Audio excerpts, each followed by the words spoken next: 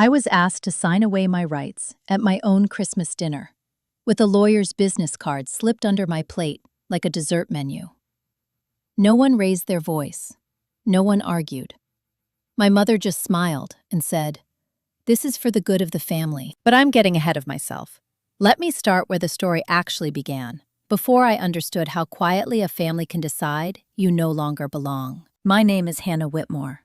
I was 31 years old that winter, living in Portland, Oregon, working as an operations manager for a mid-sized logistics company near the river.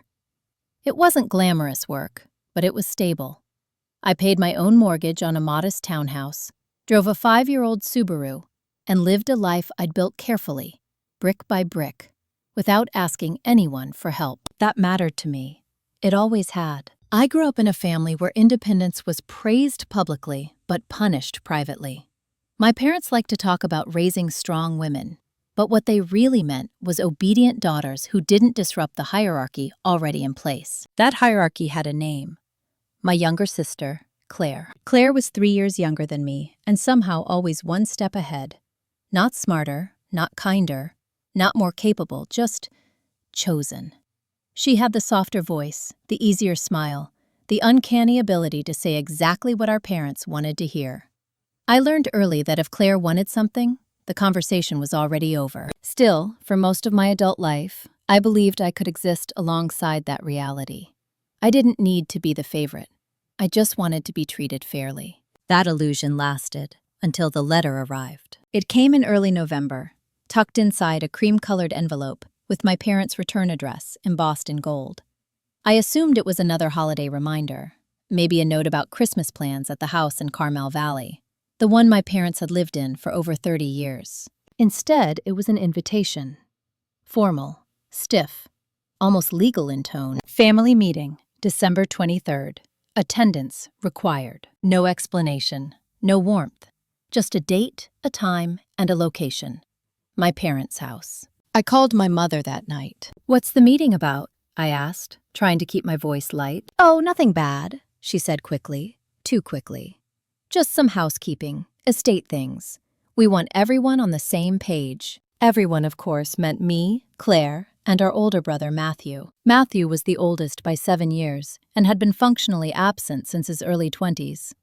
He lived in Phoenix, ran a struggling real estate business, and only surfaced when money was involved. Despite that, my parents still spoke about him with a mixture of pride and nostalgia, as if his potential mattered more than his behavior. "Is Dad okay?" I asked. "Your father is fine," my mother said, her tone sharpening slightly. "This is about planning.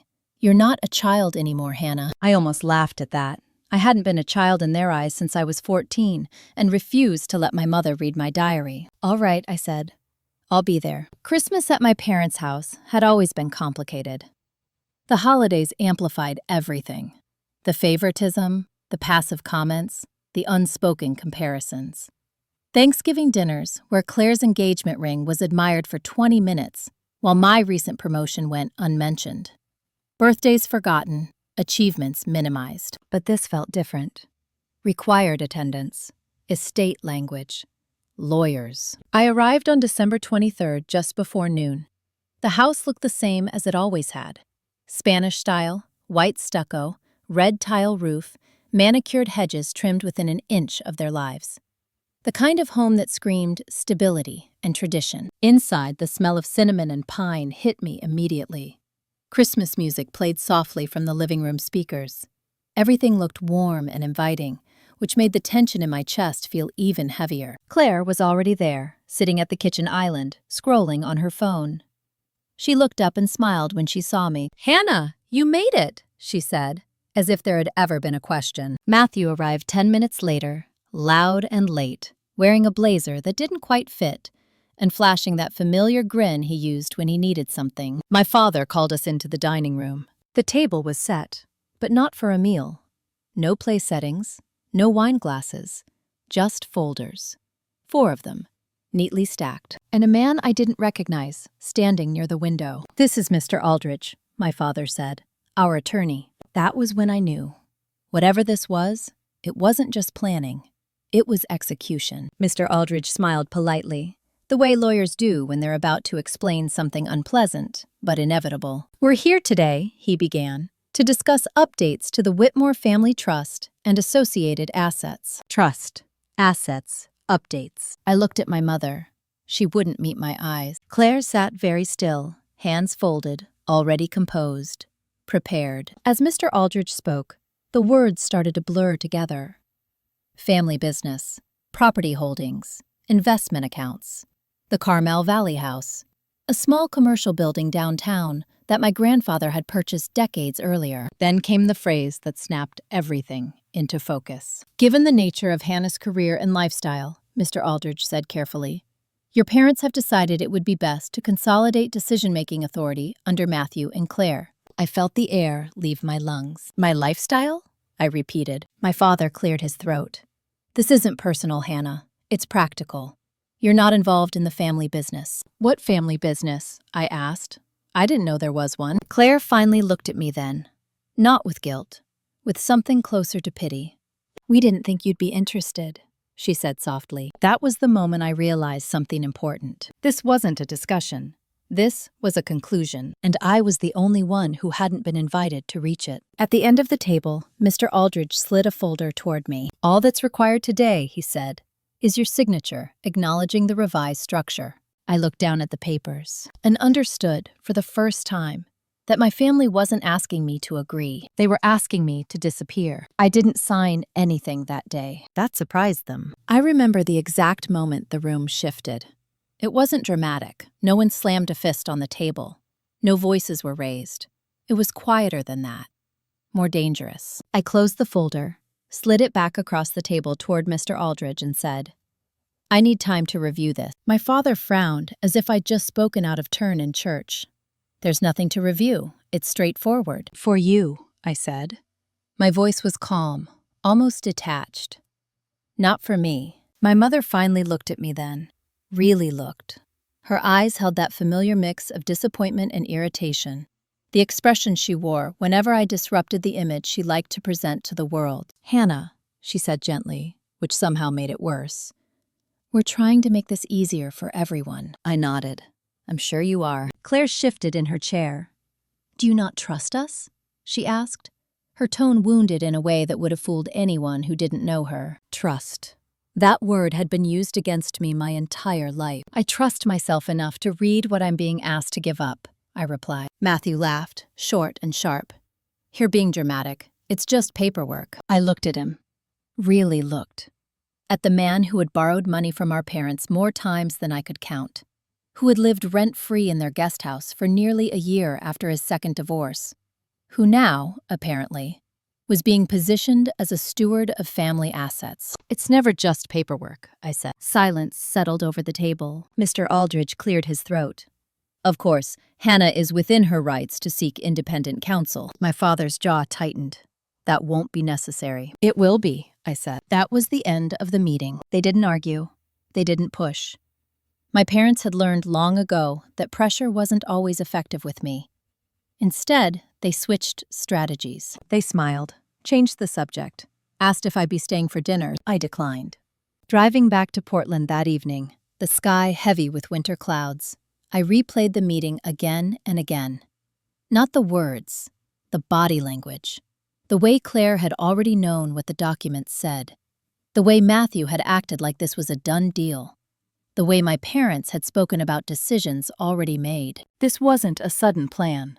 This had been in motion for a while, and I'd been deliberately excluded. The next few weeks were polite, too polite. My mother texted me Christmas morning, as if nothing had happened. "Hope you're having a peaceful day." No mention of the trust, no mention of the meeting, just surface-level cheer. Claire sent me a link to a coat she thought I'd like. Matthew didn't reach out at all. That silence told me everything. People who believe they're in control don't feel the need to explain themselves. I started digging. Not dramatically, not emotionally, methodically. The first call I made was to an estate attorney in Portland, a woman named Rebecca Klein, who came highly recommended by a colleague. She didn't interrupt while I explained the situation.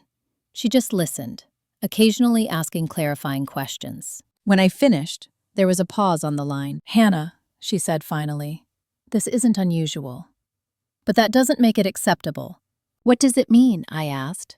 Legally, it means your parents are restructuring control, she said. Not ownership, at least not yet, but decision-making power. They're setting the stage. For what? For exclusion, she said plainly. The word landed hard, even though I'd already suspected it. Rebecca asked me to send her copies of everything I'd been given. When I told her I hadn't signed or retained anything, she sighed. That's intentional, she said. They don't want you holding documents. Can they do this without my consent? Parts of it, yes, but not all, and not quietly if you choose to push back. I hung up feeling both vindicated and unsettled. Over the next month, I learned things my family had never told me. The downtown commercial property? It housed a small but profitable management company Claire had quietly taken over. The family trust? It had been amended twice in the last 5 years.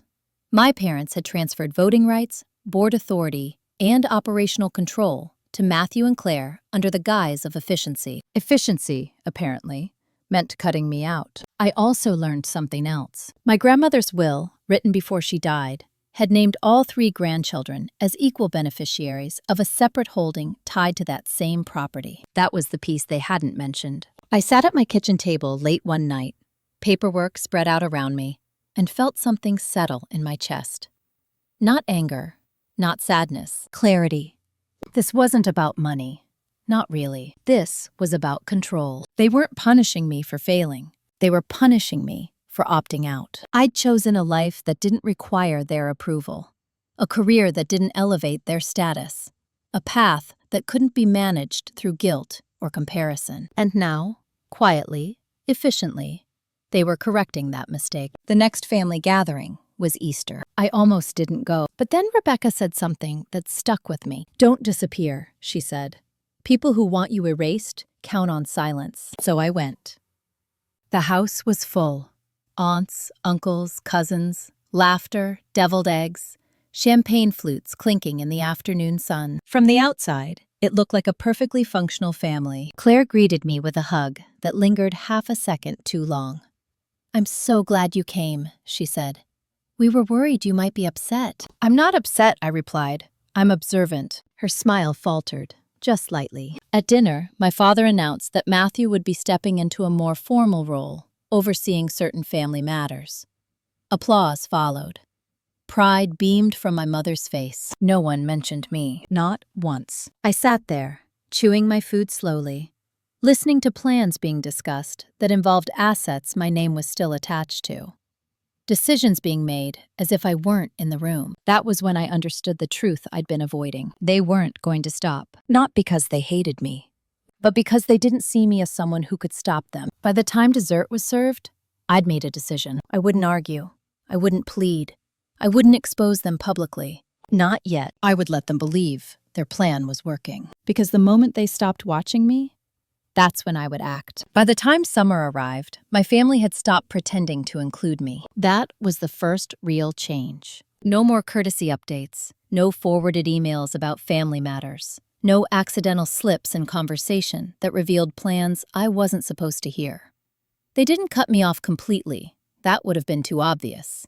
Instead, they adjusted, quietly, strategically. I was still invited to birthdays, still CC'd on the occasional group text, still referred to as Hannah in public settings, as if proximity alone counted as inclusion. But the substance was gone, and that told me they believed I was neutralized. I played my part. When my mother called, I answered pleasantly. When Claire mentioned work stress, I listened without comment. When Matthew boasted about streamlining operations, I congratulated him. I did nothing that suggested resistance. Behind the scenes, I did everything that mattered. Rebecca helped me request copies of my grandmother's probate records. Not directly. We went through the county clerk's office. Slow, proper, clean. No accusations, no drama. That was where I learned the second truth. The trust documents my parents had restructured didn't supersede my grandmother's will. They ran parallel, separate legal entities. And my parents had been careful not to merge them. Careful, but not thorough. There was a clause in my grandmother's will that required unanimous consent from all named beneficiaries for any sale, lease, or operational restructuring of the downtown property. 3 names. Mine was one of them. I remember staring at that line of text for a long time. All those meetings, all that maneuvering, all that confidence, and they still needed me. Not my approval, not my participation, my silence. The realization didn't make me feel powerful. It made me feel cold, because it meant everything that had happened so far wasn't an accident. They knew exactly what they were doing. They were betting I wouldn't notice, or wouldn't understand, or wouldn't push back. They were betting on my compliance. That bet would cost them. The opportunity came sooner than I expected. In early July, Claire called me late in the evening. Her voice was tight, overly cheerful in a way that made my shoulders tense before she'd even finished her first sentence. "Hannah, quick question," she said. "You're still listed on the downtown property paperwork, right?" There it was. "Yes," I said evenly.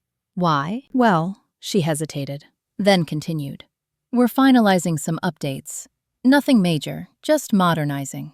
The tenants want some improvements, and the bank needs clean signatures." Bank, not tenants. "I'll need to see the documents," I said. There was a pause. A longer one this time. "Of course," she said.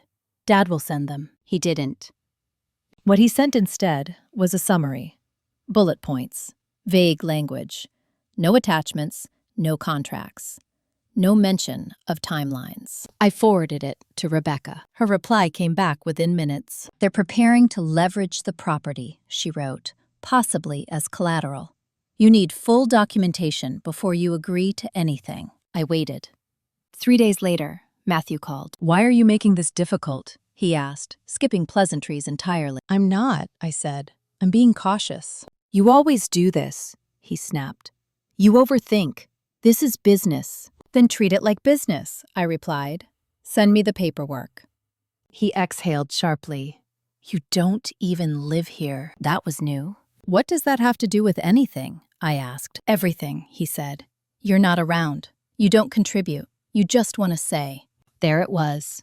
The resentment, finally unmasked. "I contribute by owning a third of the asset," I said calmly.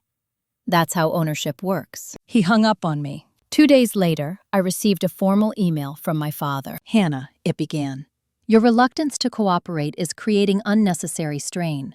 We need unity right now." Unity, a word they only used when they wanted obedience. "I am happy to cooperate once I've reviewed the full proposal," I replied.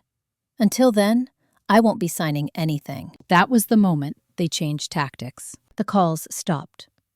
The emails went quiet. And then, subtly, the pressure began. My mother mentioned at a brunch that she was worried about Matthew's stress levels. Claire texted that the bank was getting impatient. An aunt asked if everything was okay between us. They were building a narrative. I was the problem, the obstacle, the unreasonable one. I didn't correct them. Letting people underestimate you is an advantage. By August, Rebecca and I had assembled a clear picture. My parents and siblings planned to refinance the downtown property, extract capital, and funnel it into a new venture under Claire's management. On paper, it would look like growth. In reality, it would strip equity from an asset tied to my grandmother's will and lock me into financial risk without consent or control. If it went wrong, I'd still be liable. If it succeeded, I'd be sidelined. It was elegant, ruthless, and deeply familiar. "This is the point where most clients panic," Rebecca said during one of our meetings. "Or explode." "What's the alternative?" I asked. She leaned back in her chair. "We wait. And then we choose the moment that gives you maximum leverage." "And what does that look like?" "A formal notice," she said. "One that forces transparency. One that interrupts their timeline." I thought about the last decade of family dinners, of being talked over, of being treated as optional. "Let's do it," I said. The notice went out on September 3rd. It was polite, professional, unemotional. It stated that as a beneficiary under the will and a co-owner under the holding structure, I was exercising my right to review all proposed changes and would withhold consent until an independent valuation and risk assessment were completed. I didn't accuse. I didn't threaten. I simply existed. Loudly. The response was immediate. My father called within an hour. "What are you doing?"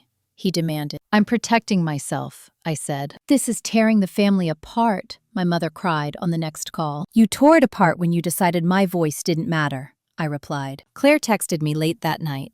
I don't recognize you anymore. I stared at the screen for a long time before typing back. That's because you never really did. That night, lying in bed, I felt something unfamiliar. Not fear, anticipation. Because I knew what they would do next. They would escalate. And this time, they wouldn't realize how much ground they'd already lost. They escalated exactly the way people always do when they're used to winning quietly. They went public. Not publicly in the legal sense. Socially, familially, emotionally. By mid-September, I was no longer just being difficult. I was unstable, stressed, going through something. My mother told my aunt I was overwhelmed at work. Claire hinted to cousins that I'd always struggled with money. Matthew suggested I was holding things up because I was jealous. None of it was said to my face. That was the part that hurt more than I expected. I found out the same way I always did, through sideways comments, awkward pauses, and conversations that went quiet when I entered the room. The first time it happened was at my cousin Lauren's birthday dinner. I arrived a little late, slipping into the restaurant as dessert menus were being passed around. Conversation stalled for half a beat. Not enough to call out, but enough to notice. Lauren hugged me. I'm so glad you could come. So am I said. We sat. Wine was poured. And then Lauren's mother leaned across the table and said, Your mom mentioned you've been under a lot of pressure lately. I met her eyes. I'm doing well, actually. Oh, she said, surprised. That's good. We were worried. I smiled politely and returned to my menu. That night, when I got home, I wrote down every interaction, every phrase, every implication. Not because I planned to confront anyone, because patterns matter. And the pattern was clear. They weren't trying to change my mind. They were trying to change how others saw me. Rebecca confirmed it during our next call. This is reputational pressure, she said. They're creating a version of you that makes your resistance easier to dismiss. Can they do that? I asked. They already are. I stopped attending family events after that. Not out of anger, out of strategy. Presence, in my family, had always been framed as compliance. Absence, however, created anxiety. Sure enough, within 2 weeks, my mother called. We haven't seen you, she said. Is everything okay? I've been busy, I replied. With what? She asked. Living my life. Silence. Then came the pivot. Your father isn't sleeping, she said softly. This situation is weighing on him. I pictured my father exactly as he always was. Controlled, methodical, deeply uncomfortable with anything he couldn't manage. I'm not doing anything to him, I said. I'm just not agreeing. That's the same thing, she replied. That sentence told me more than any document ever could. In late September, Rebecca uncovered something else. The bank my family had been referencing had already conducted a preliminary appraisal. Quietly, informally, without my consent. They shouldn't have done that, I said. They can conduct appraisals, Rebecca replied. They can't act on them. Yet. The appraisal valued the property significantly higher than my family had suggested, which meant one thing. They weren't just restructuring. They were hiding upside. Claire called me the next morning. We need to talk, she said. Her voice was tight, controlled. I agree, I said, in writing. She exhaled sharply. Why are you doing this? I thought about that question long after the call ended. Why was I doing this? Because I was tired of being managed. Because silence had cost me years. Because every compromise I'd made had only taught them to ask for more. I didn't say any of that to Claire. Instead, I said, because I'm allowed to. We met a week later in a neutral place, a coffee shop halfway between our homes. She arrived early, sat stiffly, no small talk. This isn't who you are, she said, once we were seated. That's interesting, I replied. You seem very sure of who I'm supposed to be. This is hurting Mom and Dad. So did excluding me, I said. That wasn't intentional. I raised an eyebrow. She looked away. There are things you don't understand, she said finally. Responsibilities, pressure, expectations. I understand them perfectly, I said. I just didn't agree to carry them. She leaned forward. If you don't sign, you're forcing us into a corner. I met her gaze. Good. That was the first time I saw fear in her eyes. Not panic, not anger, fear. Because for the first time in her life, something important was out of her control. After that meeting, the tone shifted again. Lawyers started CCing me on emails. The language grew colder, more formal. They weren't asking anymore. They were preparing for conflict. Rebecca smiled when she saw the change. That means you're doing it right, she said. I didn't feel triumphant. I felt steady. Because beneath all the maneuvering, beneath the guilt and the pressure and the quiet character assassination, one truth remained. They needed my signature, and I wasn't giving it. Not yet. October arrived with rain and a shift in the air that felt heavier than weather. That was when they made their first real mistake. Up until then, everything had been indirect. Pressure through family, narrative control, strategic silence. But desperation has a way of loosening people's grip on subtlety. The email came on a Tuesday morning. It was from my father, sent to me, Rebecca, and a new name I didn't recognize. Subject line: Final resolution proposal. That alone told me they believed they were close to win. The document attached was polished, formal, and carefully worded. It outlined a buyout option, a generous one, on paper. A lump sum in exchange for relinquishing my beneficiary rights tied to my grandmother's holding and my consent to the refinancing. They framed it as kindness. A clean exit, no more stress, no more conflict. Rebecca called me less than 10 minutes after it landed in my inbox. They're trying to rush you, she said. This is designed to look fair, while stripping long-term value. How bad is it? I asked. The number looks impressive if you don't understand what you're giving up, she said. It's a fraction of the projected appreciation over the next decade. I stared at the screen, my father's name sitting neatly above his signature block. He hadn't called, he hadn't asked to meet. He'd sent an offer meant to make me go away. That afternoon, my mother called. We just want peace, she said, her voice tired. This has gone on long enough. For you, I replied. Hannah, please. You don't even want to be involved. This lets you walk away with something. Something. As if my inheritance, my rights, my grandmother's intentions were a consolation prize. I haven't decided yet, I said. She exhaled, relief flooding her tone. Good, that's good. Just think about it. I did think about it, not emotionally, logically. If I accepted the buyout, I'd get money. Immediate. Clean. No more family conflict. No more tension. And they would learn exactly the wrong lesson. That if they applied enough pressure, I would eventually fold. That night, Rebecca and I reviewed the proposal line by line. There's another issue, she said, tapping a paragraph near the end. They're asking you to waive future claims. Meaning? Meaning if they've already breached fiduciary duties, she said carefully. You'd be agreeing not to pursue it. The room went quiet. Have they? I asked. Rebecca didn't answer immediately. I can't say without deeper discovery, she said.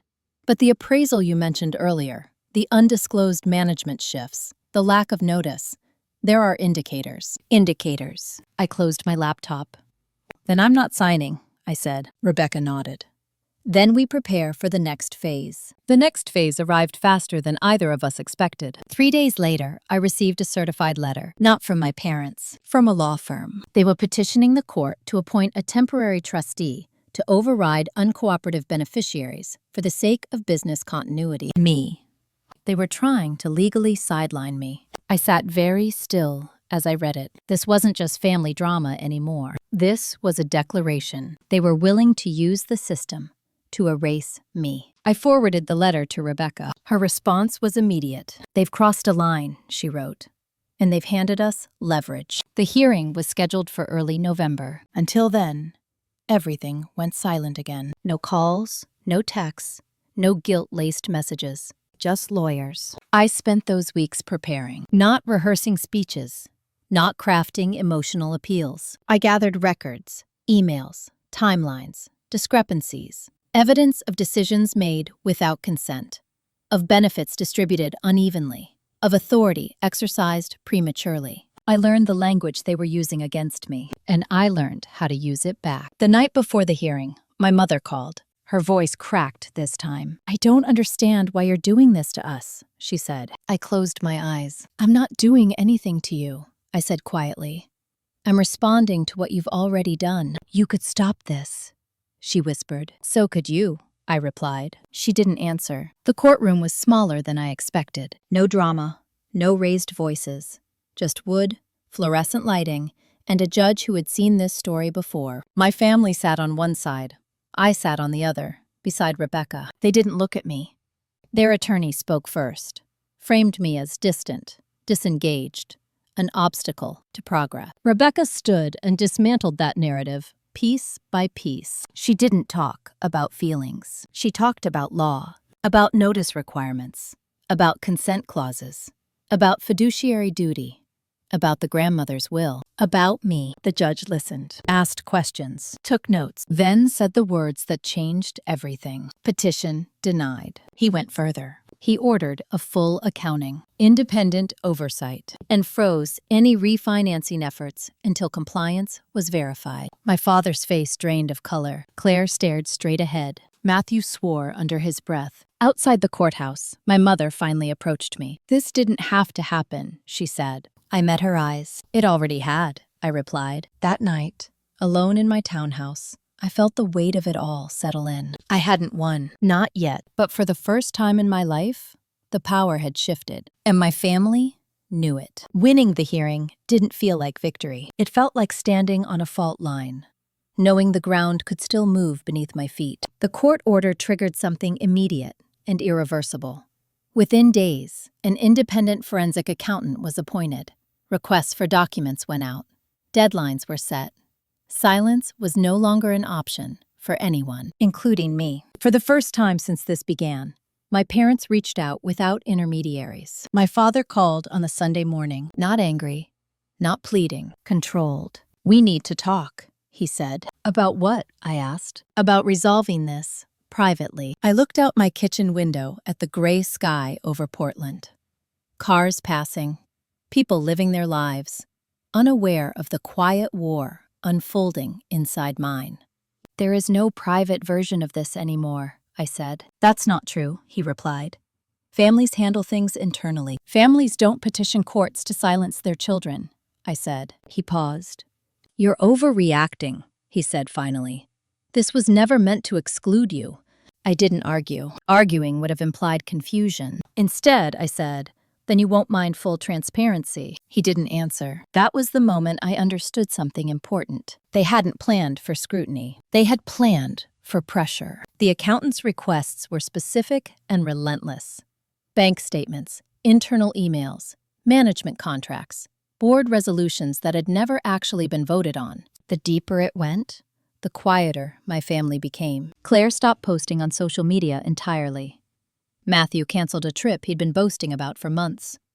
My mother didn't host Thanksgiving that year, citing stress. The silence wasn't peaceful. It was fearful. Rebecca called me one afternoon, her voice steady but edged with something new. They've been moving money, she said. Where? I asked. Between entities. Not illegally, but creatively. It complicates the picture. Does it hurt me? It could have, she said. If you'd signed. That sentence sat with me long after the call ended. If I'd signed. If I'd stayed quiet. If I'd chosen comfort over clarity. By early December, the accountant issued a preliminary report. It wasn't damning in a criminal sense. No handcuffs. No headlines. But it was devastating in another way. It confirmed preferential treatment. Early distributions. Decisions made without unanimous consent.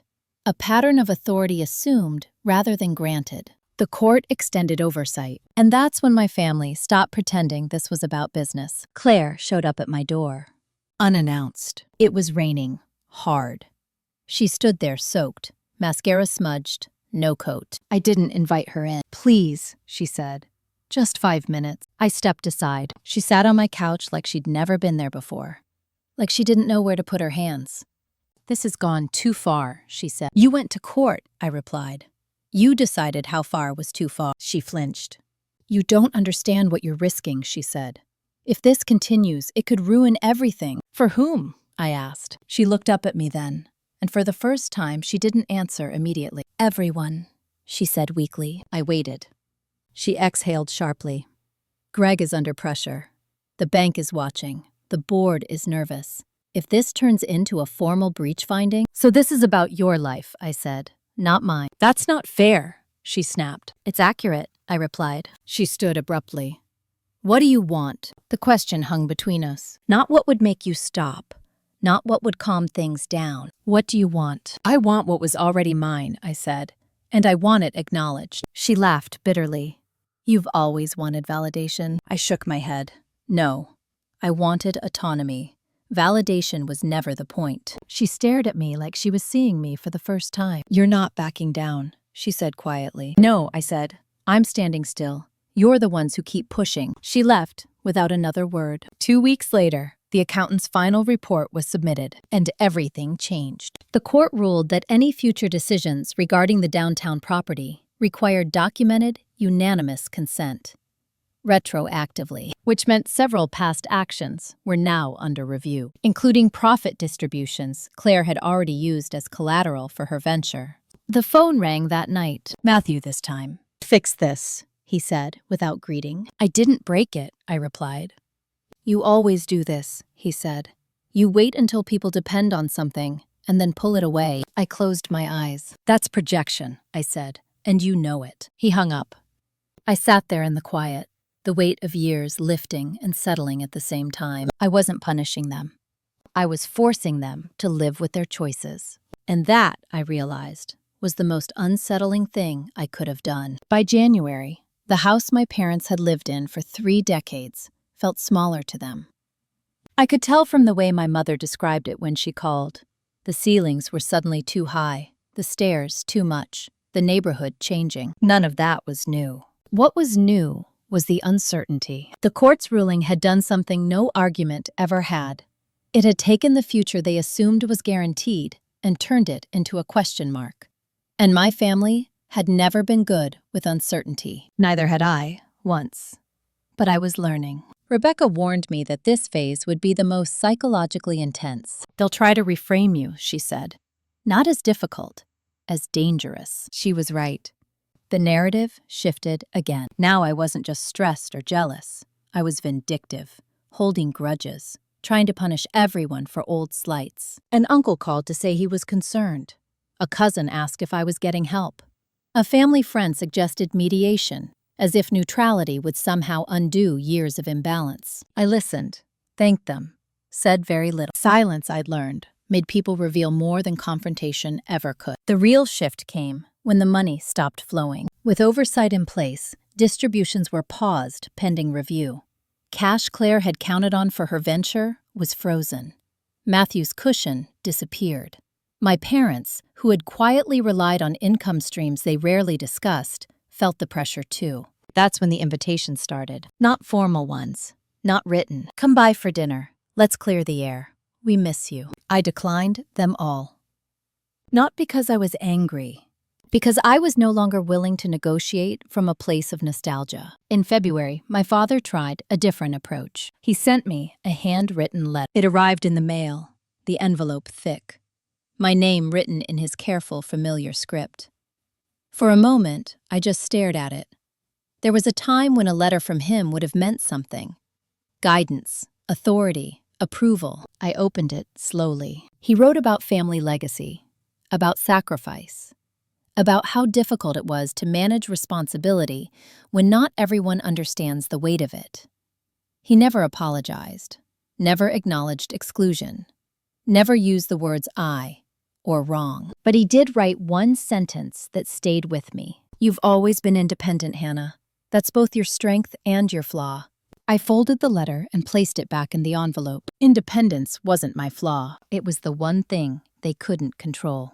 The turning point came unexpectedly, not through family, through business. In early March, I received a call from the accountant overseeing the trust. There's something you should know, he said. During our review, we identified an unreported side agreement. My pulse quickened. Between whom? Between Claire and one of the tenants, he said. It predates the court order. My stomach tightened. Is it illegal? It's problematic, he said carefully.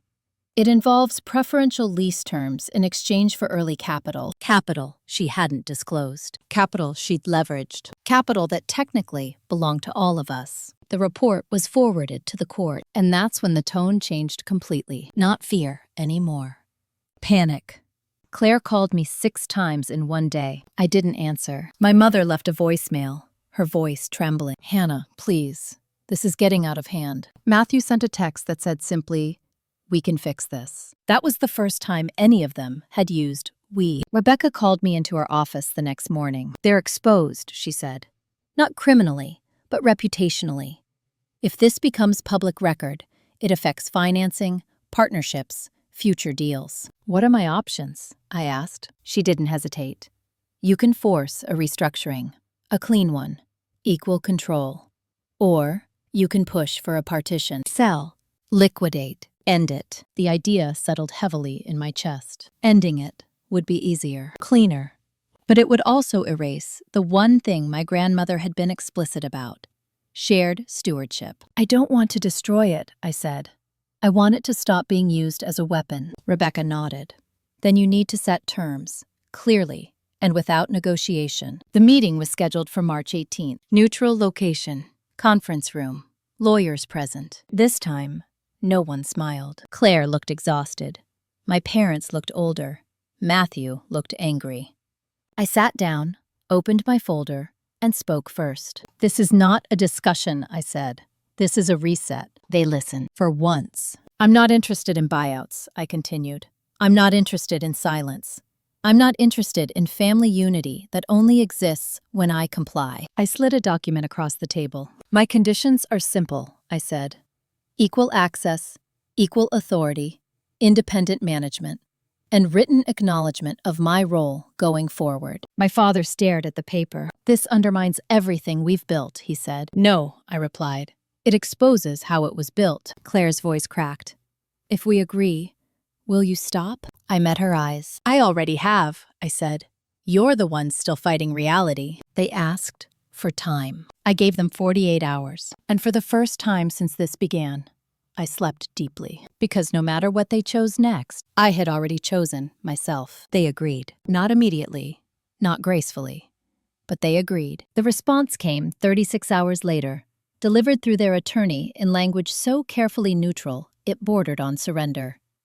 They would accept independent management, equal authority, documented consent protocols, a formal acknowledgement of my role as co-steward under the trust. What they didn't say was just as telling. No apologies, no explanations, no admission of wrongdoing, just compliance. Rebecca read the email twice, then looked at me. "This is as close to capitulation as you're going to get." I nodded. I hadn't expected remorse. That would have required self-reflection, and my family had never been good at that. What mattered was structure, boundaries, paper. The documents took weeks to finalize. New operating agreements, management contracts, oversight clauses. Every decision now required written consent, recorded votes, third-party review. The kind of framework that made quiet manipulation impossible. When the final signatures were scheduled, my parents insisted on meeting in person. I almost declined. Then I realized something. This wasn't about them anymore. It was about me witnessing the end of an era. The meeting took place in a conference room overlooking the bay. Neutral, glass walls, no family photos, no history. My father arrived first, his posture rigid, jaw set. My mother followed, hands clasped tightly in front of her, as if she were bracing herself. Claire came last. She avoided my eyes. Matthew didn't come. That, somehow, felt appropriate. The attorney explained each document, slowly, methodically. There were no interruptions this time, no impatience, no dismissive comments. When it was my turn to sign, my father watched me closely. "You're sure about this?" he asked. "Yes," I said. "This changes things," he said. "That was the point," I replied. I signed. The pen felt heavier than it should have. Not because I was unsure, but because I knew what I was letting go of. The fantasy that my family would one day choose me freely. When the meeting ended, my mother lingered. "Hannah," she said softly, as if testing the sound of my name. "I hope you know we never meant to hurt you." I looked at her. Really looked. at the woman who had taught me how to bake cookies and how to swallow disappointment in equal measure. "I know," I said, "and I meant it. You just didn't mean to protect me, either." She nodded slowly, as if accepting something she'd always known, but never wanted to say out loud. After that, the distance became official. Not estrangement, not reconciliation, something colder, cleaner. My parents stopped calling unless it was necessary. Claire communicated only through email, professional and precise. Family gatherings became optional rather than expected, and I stopped feeling guilty for declining. The real shift came in April. Independent management took over operations of the downtown property. The books were cleaned up, contracts standardized, side agreements dissolved. The asset, once a source of quiet tension, became what it should have been all along: a business without favoritism, without leverage, without silence. And in the process, something unexpected happened. I felt lighter. Not triumphant, not vindicated, unburdened. I hadn't realized how much energy I'd spent trying to be understood by people who benefited from misunderstanding me. One afternoon, Rebecca called with an update. "They're compliant," she said. "All of them. No pushback." "Good," I said. She hesitated. "There's something else." I waited. "The accountant flagged something unrelated to the property," she continued. "A personal loan your parents co-signed for Matthew years ago. It was quietly rolled into a family account." I closed my eyes. "Does it affect me?" I asked. "No," she said. "Not anymore. Your separation is clean." Clean. That word mattered more than I expected. By May, life had settled into a new rhythm. Work, friends, quiet evenings in my townhouse. The absence of constant vigilance felt unfamiliar. Almost uncomfortable at first, then peaceful. I ran into Claire once, unexpectedly, at a grocery store near her house. She looked thinner, tired. We stood awkwardly near the produce section, two women who shared blood and very little else. "You seem different," she said finally. "So do you," I replied. She hesitated. "Do you think it had to end like this?" I considered the question. "I don't think it ended," I said. "I think it finally became honest." She nodded, though I wasn't sure she understood. As I walked away, I felt something settle into place. Not forgiveness, acceptance. The kind that doesn't ask for permission. That night, I sat at my kitchen table, a glass of wine untouched beside me, and thought about the woman I'd been a year ago. The one who still believed love and control could coexist. The one who thought silence was safer than conflict. She had done the best she could with what she knew, but she wasn't the one making decisions anymore. I was, and that, more than any ruling or document or consequence, was the real turning point. The quiet that followed felt unnatural at first. No urgent calls, no strategic emails, no emotional ambushes disguised as concern, just space. I didn't realize how much of my life had been shaped around anticipating my family's reactions until there were none to anticipate. For weeks, I caught myself bracing for something that never came. That was when the second loss surfaced. Not the loss of inheritance, not the loss of access, the loss of identity. For most of my adult life, I defined myself in contrast to my family. The reasonable one, the independent one, the one who didn't need anything.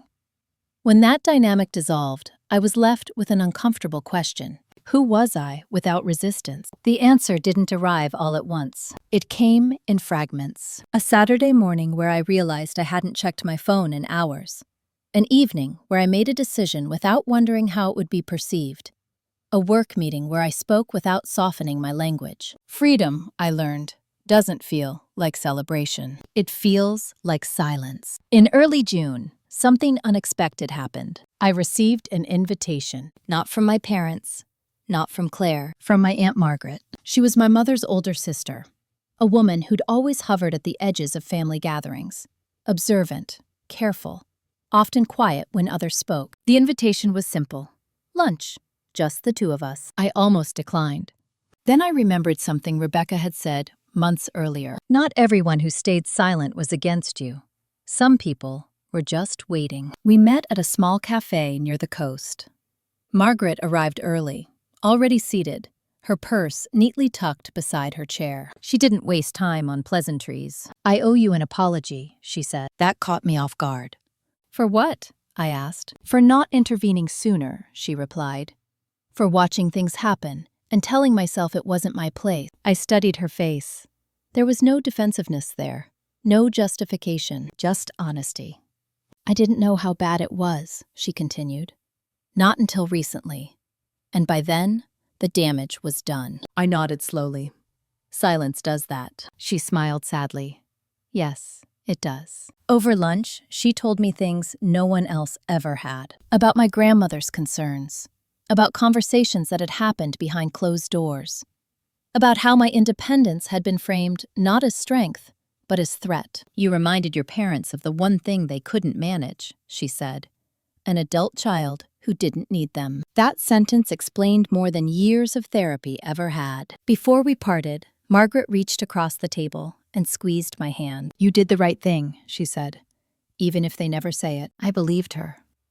A week later, the phone rang again. This time, it was my father. I considered letting it go to voicemail. Then I answered. "Hannah," he said. His voice sounded older, less certain. "I need to tell you something." I waited.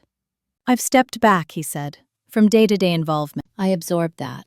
Was that your choice? A pause. It was necessary. Translation. The system I'd insisted on had limits he could no longer maneuver around. "I see," I said. Another pause. Longer this time. "You were always more capable than we gave you credit for," he said. It wasn't an apology, but it was an admission. "I know," I replied. We ended the call shortly after. No promises. No reconnection. Just closure. Partial and imperfect. The final shift came that summer. Quietly. I was offered a promotion at work. A regional role. More responsibility. More visibility. In the past, I would have hesitated. Worried about balance. About how it would look. About being perceived as difficult. This time, I didn't. I accepted. The night I signed the offer letter, I thought about another signature months earlier. Another document. Another moment of reclaiming agency. The difference was stark. That one had been defensive. Necessary.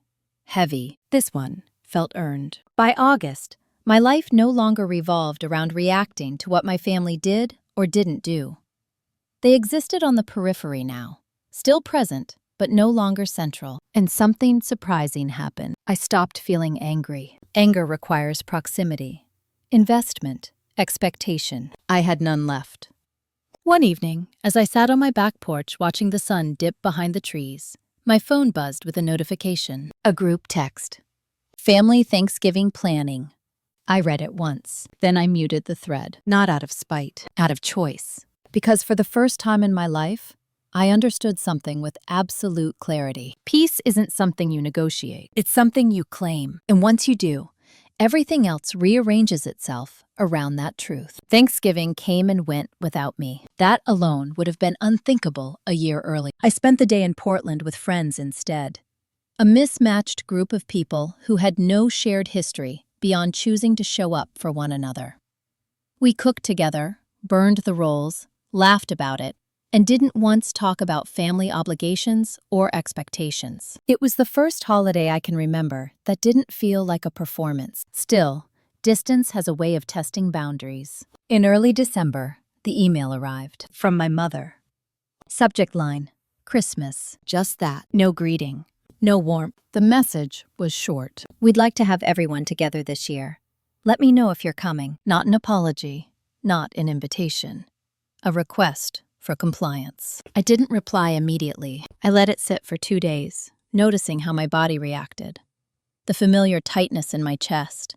The reflexive urge to explain, to soften, to manage expectations. Then I asked myself a question I'd learned to ask often. What does this cost me? The answer was immediate. So I replied, "I won't be attending.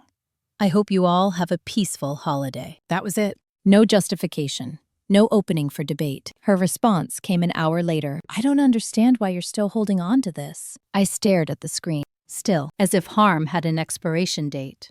As if boundaries were grudges. "I'm not holding on to anything," I typed. I'm letting go. She didn't respond. The days leading up to Christmas were quieter than I expected. No dramatic fallout, no angry calls, just silence.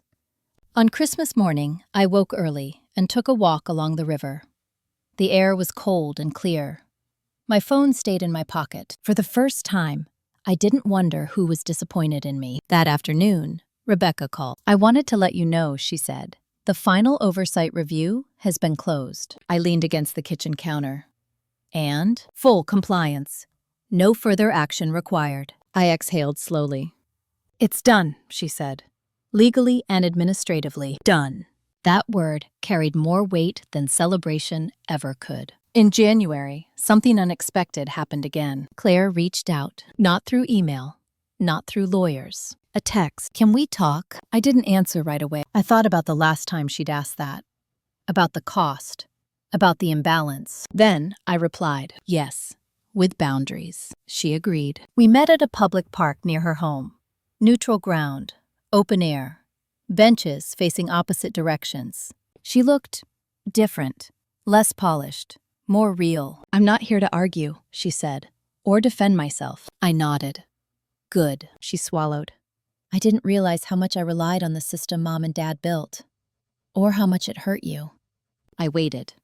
"When you stepped outside it," she continued, "it exposed things I wasn't ready to see, about them, about me." I considered her words carefully. "This isn't reconciliation," I said. "It's clarity." "I know," she said quickly. "I'm not asking for what we had before." There was honesty in her voice. Uncomfortable, but real. "I'm asking if we can build something different. Slowly, without pretending." I didn't answer immediately, because this was the moment I'd once dreamed of, and the moment I now knew how to handle. "I'm open to limited contact," I said, "with respect, and no triangulation." She nodded. "I can do that." We stood to leave. At the edge of the path, she paused. "You changed everything." I met her eyes. "No," I said. "I just stopped pretending." As I drove home, I felt something unexpected. Relief. Not because things were fixed, but because they were finally honest. That night, I sat down with a notebook and wrote something I wish I'd known earlier. Boundaries aren't punishments. They're instructions, and the people who resist them the most are usually the ones who benefited from your lack of them. The months that followed were quieter, but not empty. There's a difference I didn't understand before all of this. Silence used to feel like abandonment. Now, it felt like space. Space to notice who showed up without obligation and who only reached out when they needed something. Claire kept her word. Our contact was limited and careful. Short messages, occasional check-ins, no family gossip, no updates filtered through our parents. When conversations drifted toward old dynamics, I redirected them or ended the call. She didn't push. That alone told me she was trying. My parents, on the other hand, struggled with the new reality. They weren't cruel anymore. They were cautious. Conversations felt rehearsed, like they were afraid of stepping outside invisible lines they didn't fully understand. In February, my father asked if we could have coffee, just the two of us. I agreed, but only after choosing the place myself. A small cafe near my office, neutral territory, no home field advantage. He arrived early, sat stiffly, hands folded around his cup like he was waiting for a verdict. "I've been thinking," he said once we sat down. I waited. "You were right about some things," he continued, "about how we handled authority. Authority, not love, not fairness. Authority." "I didn't come here for admissions," I said calmly. "I came to see if we can interact without old expectations." He nodded, but I could see how hard that was for him. "I don't know how to relate to you anymore," he admitted. That was the most honest thing he'd said in years. "You don't need to relate to me," I replied. "You just need to respect me." He absorbed that slowly. "I wish things had gone differently," he said. "So do I answered. "But wishing doesn't change patterns. Behavior does." We finished our coffee without resolution, but without tension either, and that was enough. Around the same time, I received a call from the independent management firm overseeing the downtown property. They wanted my input on a long-term plan. Not because they had to, because they valued it. That still surprised me. I reviewed proposals, asked questions, pushed back where it mattered. For the first time, my voice wasn't an inconvenience. It was expected. I realized then how deeply I'd internalized the idea that speaking up was disruptive. It isn't. It's clarifying. In March, I visited my grandmother's grave alone. I hadn't done that since her funeral. Standing there, the headstone cool beneath my fingertips, I felt a strange mix of grief and gratitude. "You saw this coming, didn't you?" I said softly. She'd always been observant, quiet, firm in ways that didn't require volume. The clause in her will hadn't been an accident. It had been protection. That realization stayed with me long after I left the cemetery. By spring, my life no longer felt like a reaction to something broken. It felt like something built deliberately, with intention and limits. Work was challenging in a way that energized me. My friendships deepened. My evenings were mine. And my family, once the loudest presence in my life, had become background noise. Not erased, just repositioned. One afternoon, I received a message from Matthew, the first in nearly a year. "Hope you're well. I'm moving. Thought you should know." No accusation, no bitterness, just information. I wished him well and left it at that. The old me would have searched for subtext, for meaning, for leverage. This version of me didn't need to, because I finally understood the truth I'd been circling since that first meeting at the dining room table. The betrayal wasn't the paperwork. It wasn't the legal maneuvering. It wasn't even the attempt to erase me. The real betrayal was expecting me to accept it quietly. In the moment I stopped doing that, everything changed. Not because they transformed, but because I did. The last document I signed had nothing to do with my family. That felt important. It was a simple agreement, finalized on a quiet Tuesday afternoon in May. No tension, no raised voices. Just a decision I made because it aligned with the life I was building, not the life I'd been assigned. After that, the story stopped escalating, which is how real endings usually happen. There was no final showdown, no dramatic apology, no moment where my parents suddenly understood everything they'd done wrong and begged for forgiveness.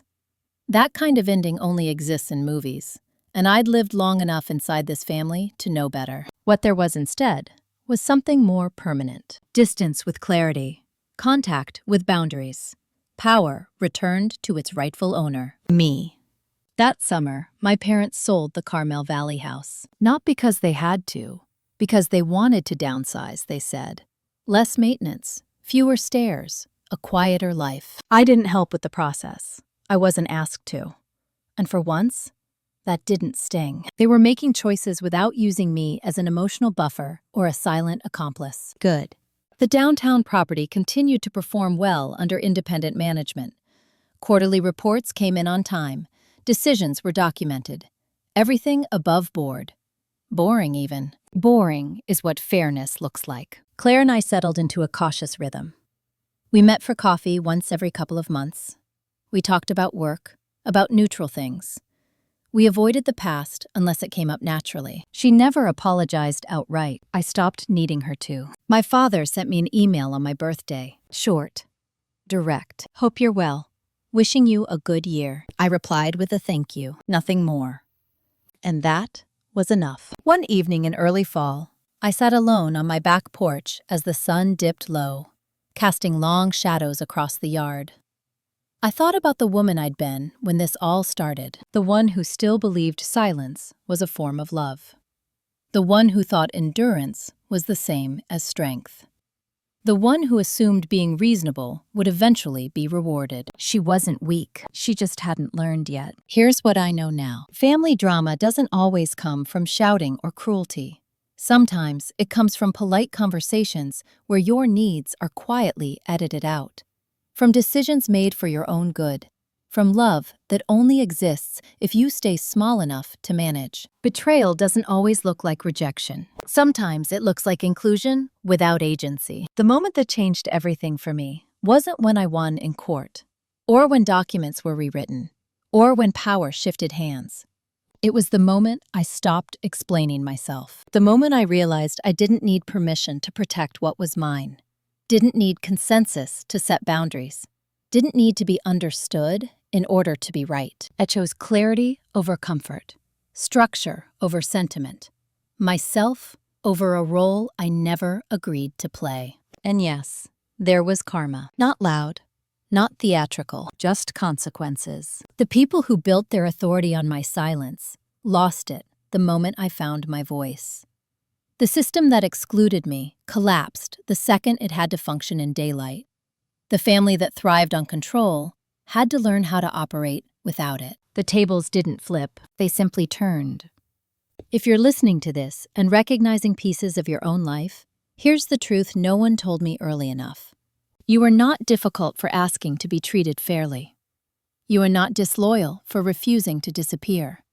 And you are not wrong for choosing yourself when no one else will. Boundaries don't destroy families, they reveal them. If this story resonated with you, take a moment to like, comment, or subscribe. Your support helps these stories reach the people who need to hear them most. And if you've ever been excluded, minimized, or quietly pushed aside by the people who should have stood with you, know this: you're not alone, and you're not imagining it.